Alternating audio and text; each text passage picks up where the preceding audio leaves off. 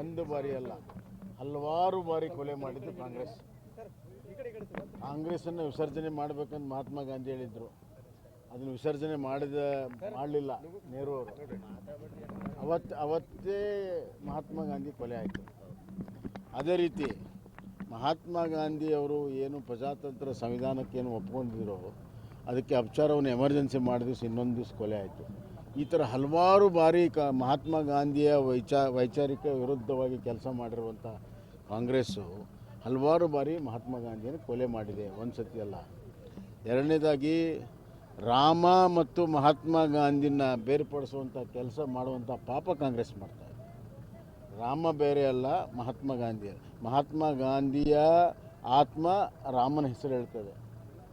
ಅವ್ರ ಕೊನೆ ಗಳಿಗೆಯಲ್ಲೂ ಕೂಡ ಅದನ್ನೇ ಹೇಳಿರೋದು. ಅದಕ್ಕೆ ರಾಮನ ರಾಮನ ವಿಚಾರವನ್ನೇ ಮಹಾತ್ಮ ಗಾಂಧಿ ಜೀವನವಿಡೀ ಪ್ರತಿಪಾದಿಸಿದ್ರು. ಅದಕ್ಕೆ ರಾಮರಾಜ್ಯ ಅನ್ನುವಂಥ ಮಾತನ್ನು ಅವ್ರು ಹೇಳಿದರು. ಹೀಗಾಗಿ ಮಹಾತ್ಮ ಗಾಂಧಿ ಅಂತರಾತ್ಮದಲ್ಲಿರುವಂಥ ರಾಮನನ್ನೇ ನಾವು ಹೆಸರಿಟ್ಟಿದ್ದೇವೆ ಹೊರತಾಗಿ ಮಹಾತ್ಮ ಗಾಂಧಿಗೆ ಅಷ್ಟೇ ಗೌರವ ಇದೆ ಯಾವತ್ತೂ. ಮತ್ತು ಎರಡನೇದಾಗಿ ಇದು ಜವಾಹರ್ ರೋಜ್ಗಾರ್ ನೀತಿ. ಇದು ಚುನಾವಣೆ ಬಂದಾಗ ಮಹಾತ್ಮ ಗಾಂಧಿನ ಉಪಯೋಗ ಮಾಡಿದ್ದಾರೆ. ಅತ್ಯಂತ ರಾಜಕೀಯವಾಗಿ ದುರ್ಬಳಕೆ ಮಾಡಿರುವಂಥದ್ದು ಮಹಾತ್ಮ ಗಾಂಧಿ ಹೆಸರನ್ನು ಕಾಂಗ್ರೆಸ್ನವರು.